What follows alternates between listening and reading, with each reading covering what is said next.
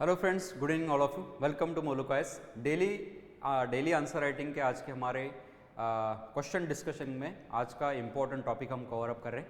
ये टॉपिक है आपके पेपर 3 से कहीं ना कहीं रिफ्लेक्ट होता नज़र आता है। टॉपिक का नाम है कम्युनिकेबल डिसीजेस। उसका किस प्रकार से हमें बढ़ता हुआ रोग नज़र आता है इंडिया में, और ये क्या एक बड़ा खतरा नज़र आ रहा है हमें आने वाले समय में। और रिसेंटली हम देखते हैं कि पिछले कुछ सालों में नॉन कम्युनिकेबल डिसीज़ जो है उसका जो ट्रेंड है वो काफ़ी हद तक बढ़ा हुआ नज़र आता है। उसको हम कहते हैं एपिडेमियोलॉजिकल ट्रांजिशन इन इंडिया। तो ये जो एपिडेमियोलॉजिकल ट्रांजिशन हमें देखने को मिल रहा है, जिसमें risk of non communicable diseases जो है वो बढ़ती हुई नज़र आ रही है हमें। और कुछ जो रिपोर्ट्स है उसमें ICMR का रिपोर्ट है, WHO का रिपोर्ट है, ये रिपोर्ट कहीं ना कहीं इस प्रकार के आंकड़ों को सामने ला रहा है, जिसके वजह से पता चल रहा है कि जो एजेड पॉपुलेशन है उसमें इस प्रकार के नॉन कम्युनिकेबल डिसीज जो है पिछले कुछ सालों में बहुत ज़्यादा बढ़ते हुए नज़र आ रहे हैं।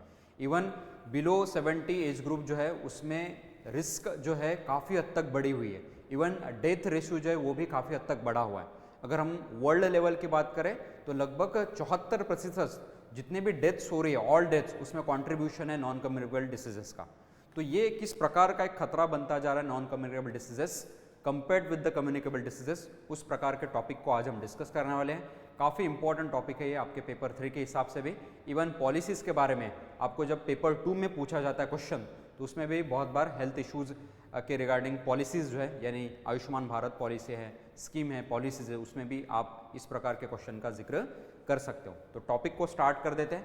उसके पहले मलुकाइस के द्वारा आप सभी के लिए बहुत बड़ी अनाउंसमेंट की गई है।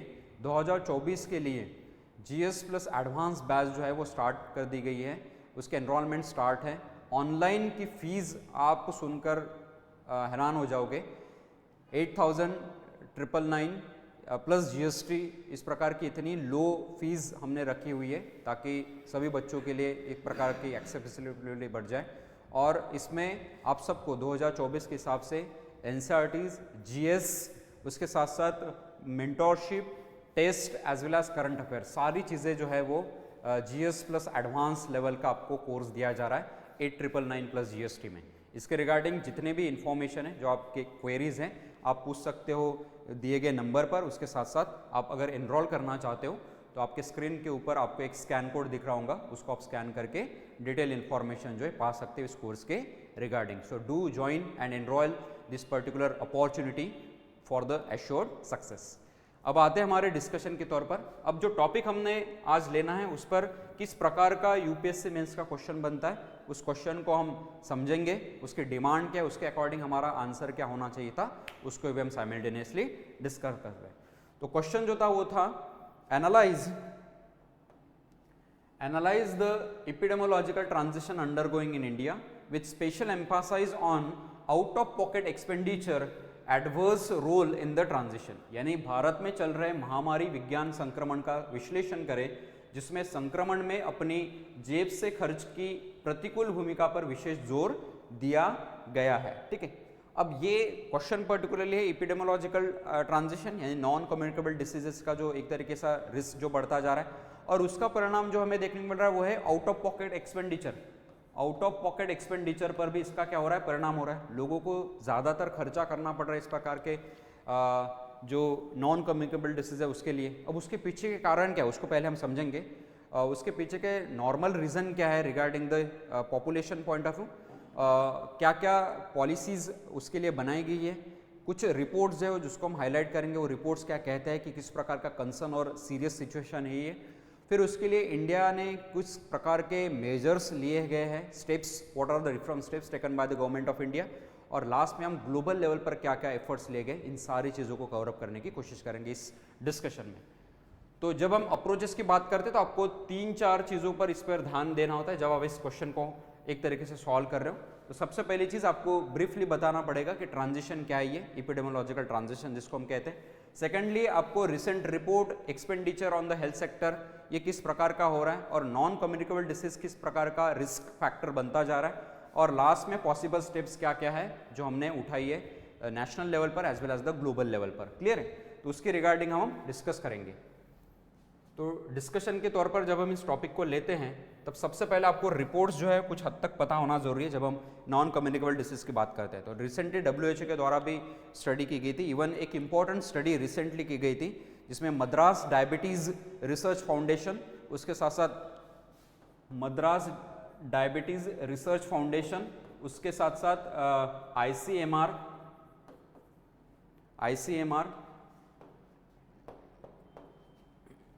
ICMR के साथ साथ ministry of health and family welfare, इन तीनों ने मिलाकर एक स्टडी की थी। उस स्टडी में देखा गया कि गोवा, पुदुचेरी और जो केरला रीजन है वहाँ पे highest number of diabetic patient देखने को मिले। ऑलमोस्ट 24 to 26% वहाँ की जो पॉपुलेशन है वो डायबिटिक मिली है। कौन सा रीजन? गोवा, पुदुचेरी और केरला रीजन में। तो ये कहीं ना कहीं बताता है कि वहाँ पे हाई रिस्क हमें इस प्रकार के नॉन कम्युनिकेबल की डिसीज के देखने को मिलती है। दूसरी बात, इंडिया में लगभग अभी बताया जा रहा है 101 मिलियन पॉपुलेशन जो है डायबिटिक है, डायबिटीज से जूझ रही है। तीसरी चीज़ उन्होंने बताई, जो हाई ब्लड प्रेशर, ओबिसिटी वाला जो कंटेक्स्ट है, पर्टिकुलरली अस्थमा वाला, उससे लगभग 315 मिलियन पीपल जो है वो कहीं ना कहीं अफेक्टेड है। तो ये स्टडी जो है वो की गई थी, जो रिसेंटली वो मैं बताती है कि जो नॉन कम्युनिकेबल डिसीजेस है इसकी रिस्क किस तरीके से बढ़ती जा रही है। अगर हम पिछले 4 साल का भी डेटा लें तो 2019 से लेकर 2021 तक के इन 4 सालों में ये मतलब इसके पहले 2 साल के लिए गए 2017-18 और उसके बाद फिर 20-21, तो ये जो पूरा का पूरा स्पैन है इन 4 सालों में देखा गया 31 मिलियन पॉपुलेशन जो है वो डायबिटिक देखने को मिली है, डायबिटीज से एक तरीके से त्रस्त है। तो ये डेटा क्या बता रहा है हमें? ये डेटा पर्टिकुलरली बताता है कि किस प्रकार का risk of the non communicable disease जो है वो क्या होता जा रहा है, बढ़ता जा रहा है। अब देखते हैं हम कि इसके पीछे के रिस्क फैक्टर्स क्या हैं, कौन कौन से रिस्क फैक्टर है, what are the different types of risk factor behind this particular spread of the non communicable diseases।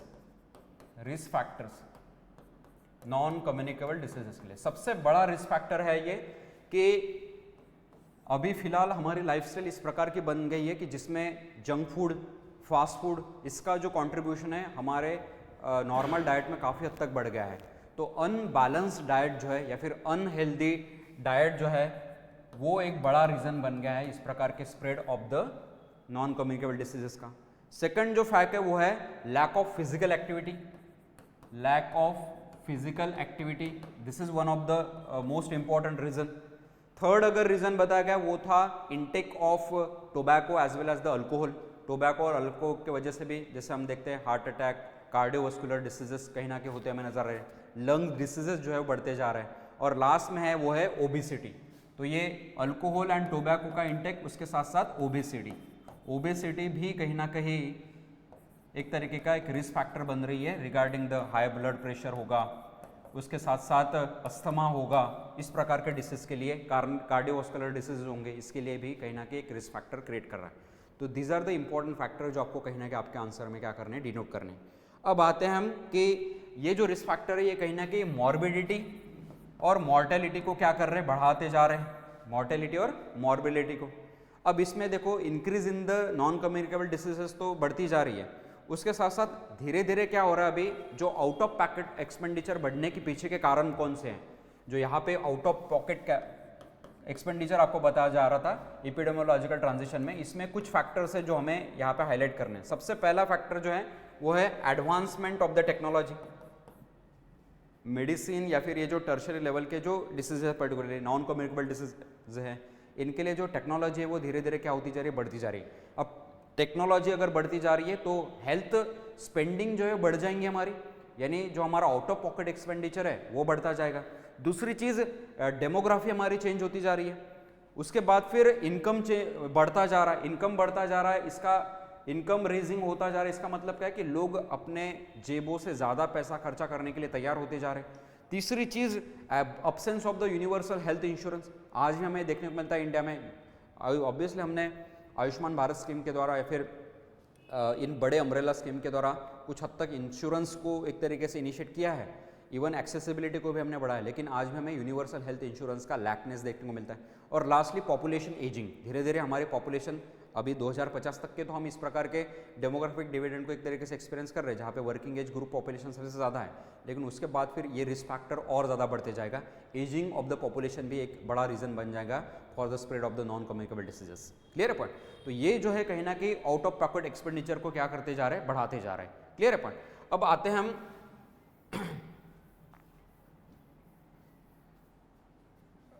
National health policy 2017 की तरफ। नेशनल हेल्थ पॉलिसी 2017 में लाई गई थी। इन्होंने कहा था कि 2025 तक के हमें ये जो आउट ऑफ पॉकेट एक्सपेंडिचर है, आउट ऑफ पॉकेट एक्सपेंडिचर, इसको घटाकर 25% से क्या करना है, इसको रिड्यूस करना। एक इंपॉर्टेंट स्टेप या फिर इंपॉर्टेंट रिकमेंडेशंस उससे हमें देखने को मिलता है। दूसरी बात, अभी हम अगर इनिशिएटिव्स की तरफ आए जो आपको लिखने हैं इन कंसर्न लाइक सिचुएशन रिपोर्ट्स को लिखने के बाद, आपको पर्टिकुलरली उन इनिशिएटिव्स को बढ़ाना पड़ेगा। इनिशिएटिव्स में आप लिखोगे कि कौन कौन से स्कीम्स है अभी तक की, तो different schemes are there by the government of India, जो आपको यहाँ पे पर्टिकुलरली मेंशन करनी है। हम 5-6 स्कीम्स को डिनोट करेंगे, आप कम से कम 2 या 3 आपके आंसर्स में आपको नोट डाउन करनी है। सबसे पहले है national programme for prevention and control of the non communicable diseases. National programme for promotion या फिर एक तरीके से prevention and control of non communicable diseases, इस प्रकार का एक प्रोग्राम लॉन्च किया गया था कि किस तरीके से हमें प्रिवेंट करना है और कंट्रोल करना है नॉन कम्युनिकेबल डिसीजेस को। इसको लाया गया था हमारे नेशनल हेल्थ मिशन के तहत, नेशनल हेल्थ मिशन। ठीक है। सेकेंड वॉज कैंसर इंस्टीट्यूट्स बनाए जा रहे, कैंसर इंस्टीट्यूट्स बनाए जा रहे। ये स्टेट कैंसर इंस्टीट्यूट्स भी सेटअप होते हुए नजर आ रहे एक तरफ से, जो कहना कि कैंसर के रिगार्डिंग जो भी एक तरीके की डायग्नोस्टिक है, उसके रिगार्डिंग जो भी फैसिलिटीज़ है, हेल्थ फैसिलिटीज़ है, उसको प्रोवाइड किया जाएगा। उसके साथ साथ प्रधानमंत्री स्वास्थ्य सुरक्षा योजना है, प्रधानमंत्री स्वास्थ्य सुरक्षा योजना है। इसके तहत new AIIMS all India institutes for medical science को बढ़ाने की मांग की जा रही है और टारगेट किए जा रहे हैं हर बजट में, हम देखते हैं। उसके बाद फिर अमृत स्कीम है, affordable medicine and reliable implants for the treatment. Amrit scheme you can note down. And उसके बाद है जन औषधि सेंटर्स है, जन औषधि सेंटर, जहाँ पे अफोर्डेबल प्राइस में आपको जो मेडिसिन है वो एक तरीके से दी जाती है। और फिट इंडिया मूवमेंट आप सबको पता है, जिसका जिक्र आप कर सकते हो, fit India movement. So these are the particular initiatives by the government of India. उसके साथ साथ कुछ सेवरल स्टेट गवर्नमेंट ने भी इंश्योरेंस को एक तरीके से टर्शरी लेवल के जो डिसीज है उसके रिगार्डिंग फैसिलिटीज़, ट्रीटमेंट फैसिलिटीज़ को प्रोवाइड करने के हिसाब से कुछ इनिशिएटिव्स लिए गए हैं। तो ये कुछ इनिशिएटिव्स जो आप लिख सकते हो आपके आंसर्स में। लास्ट में अभी देखते हैं कि ग्लोबल लेवल पर क्या है, what are the different initiatives as global level. तो इसमें सबसे बड़ा रोल रहा है वो है एसडीजी का, sustainable development goals. Sustainable development goals जो है उसमें गोल नंबर 3.4 जो है वो इस प्रकार के नॉन कम्युनिकेबल डिसीजेस, उसके साथ साथ मेंटल हेल्थ के रिडक्शन की बात करता है। तो नॉन कम्युनिकेबल डिसीजेस में अभी कुछ हद तक जो रिस्क फैक्टर जो रहा है उसमें सबसे बड़ा कंट्रीब्यूशन जो रहा है उसमें मेंटल इलनेस लाइक सिचुएशन जो बढ़ती जा रही है, specially among the youth population. Cardiovascular diseases भी बढ़ते जा रहे हैं, कैंसर के पेशेंट्स भी धीरे धीरे बढ़ते हमें नज़र आ रहे हैं। उसके साथ साथ अस्थमा है, ये भी यंग पॉपुलेशन में हमें देखने को मिल रही है due to the pollution. Metro cities में जो पोल्यूशन बढ़ता जा रहा है उसके पीछे क्या कारण बढ़ता जा रहा है, अस्थमा, कार्डियोवास्कुलर डिसीजेस ये बढ़ते हुए नजर आ रहे हैं। और डायबिटिक के पेशेंट्स हमने देखा है लगभग 31 मिलियन पिछले कुछ 4 सालों में हमें बढ़ते हुए नजर आ रहे हैं। तो ये जो है कहीं ना कहीं रिस्क फैक्टर जो है ये कहीं ना कहीं हमें बताते हैं कि रिस्क कहीं ना कहीं बढ़ती जा रही है। तो ग्लोबल लेवल पर हमने 2030 तक के एक बड़ा टारगेट रखा है कि 2030 तक के हमें नॉन कम्युनिकेबल डिसीजेस, उसके साथ साथ मेंटल डिसीजेस जो है मेंटल हेल्थ के रिलेटेड उसको रिड्यूस करना है। दूसरी चीज़ ग्लोबल लेवल पर हमें देखने को मिलते वो है WHO के द्वारा एक फ्रेमवर्क बनाया गया था। Important framework was initiated by the WHO for the convention on the tobacco control. तो टोबैको के कंट्रोल के लिए एक इनिशिएटिव लाया गया था। उसके साथ साथ थर्ड इनिशिएटिव है ग्लोबल एक्शन प्लान। ये ग्लोबल एक्शन प्लान जो है 2013 से लेकर 2020 तक का एक पहला स्पैन था उसका, और अभी 2030 तक के उसको एक्सटेंड किया गया है। ये जो ग्लोबल एक्शन प्लान है ये वर्ल्ड हेल्थ असेंबली जो 2019 में एक तरीके से इनिशिएट की गई थी, उसमें prevention and control of the non communicable disease के बारे में बताया गया है। Clear point. तो ये आप ग्लोबल लेवल के भी इनिशिएटिव जो है क्या कर सकते हो, लिख सकते हो। अब उसके अलावा फिर आपके पास आयुष्मान भारत स्कीम है। आयुष्मान भारत स्कीम जो है उसने लगभग over 500 million, Ayushman Bharat scheme जो है ओवर 500 मिलियन लोग इसके तहत फाइनेंशियल असिस्टेंस को प्रोवाइड किया जाएगा इन इतने बड़े पैमाने पर। तो ये largest publicly funded assistance scheme है वर्ल्ड वाइड जब हम बात करते तो आयुष्मान भारत स्कीम, इसका जिक्र करिए आपके आंसर्स में। और फाइनली अब देखते हैं सजेशंस। जब आप इस प्रकार के सजेशंस को देखते हो कि क्या हम अपनाए सकते हैं कुछ रणनीति regarding reduction in the risk of the non communicable diseases at present all और इन द फ्यूचर। तो उसमें सबसे पहला है कि हमें आयुष्मान भारत योजना जो है, आज भी हम देखते हैं कि ये जो आयुष्मान भारत योजना है इसके रिगार्डिंग बहुत से लोगों को जानकारी है ही नहीं कि इसमें क्या क्या फैसिलिटीज़ प्रोवाइड की गई है। So we need to spread the awareness and education regarding the Ayushman Bharat Yojana, first thing. Second thing, universal health insurance जो आज भी हमें इंडिया में कम देखने को मिलता है। आज भी हम देखते हैं कि कुछ प्राइवेट कंपनीज इस प्रकार के हेल्थ इंश्योरेंस को कुछ पैसे लेकर आपको प्रोवाइड करती हैं, लेकिन आज भी हम देखते हैं कि state owned, central government owned इस प्रकार के इंश्योरेंस हमें आज भी पॉलिसी देखने को नहीं मिलती उसके रिगार्डिंग एक constructive policy. So there is a need of insurance coverage, there is a need of insurance coverage. Second suggestion you can mention in your answer. And lastly, there is a need for spreading the awareness regarding the non-communicable diseases. जितने भी non-communicable diseases है, आज भी हम देखते हैं कि बहुत से ऐसे लोग हैं जिनको पता ही नहीं कि non-communicable diseases होते क्या है, इनके सिम्टम्स क्या होते हैं, क्यों होते हैं ये, इनके पीछे के रिस्क फैक्टर्स क्या है और उस रिस्क फैक्टर्स को कैसे काउंटर किया जाए, किस प्रकार के ट्रीटमेंट उसके लिए अवेलेबल है, कहाँ पे किस रिगार्डिंग कौन कौन सी फैसिलिटीज अवेलेबल है। So there is a need of spreading the awareness regarding the non communicable diseases in India. लोगों को अवेयर किया जाए। अब लोगों को अवेयर करते समय एनजीओज का सहारा लिया जा सकता है, प्रिंट मीडिया या फिर मीडिया का सहारा लिया जा सकता है। क्लियर है point. Different celebrities as ambassadors appoint किए जाते हैं to spread the awareness regarding the TB, regarding the diabetes. तो ये कहीं ना कहीं डिफरेंट इनिशिएटिव्स जो है इनिशिएट किए जा सकते हैं इस प्रकार के एपिडेमियोलॉजिकल ट्रांजिशन से जो हम गुजर रहे हैं आज के तौर पर इंडिया में, जिसके वजह से आम लोगों के जेब से जो पैसा खर्च हो रहा है, आउट ऑफ पॉकेट एक्सपेंडिचर, उसको कहीं ना कहीं एक तरीके से कम किया जा सकता है। और ऑब्वियसली इसमें स्टेट गवर्नमेंट का, सेंट्रल गवर्नमेंट का और लोकल गवर्नमेंट का, तीनों गवर्नमेंट का एक महत्वपूर्ण एक तरीके से पॉलिसी इंप्लीमेंटेशन काफ़ी हद तक ज़रूरी है और दूसरे तौर पर उनका रोल भी काफ़ी हद तक इम्पॉर्टेंट है।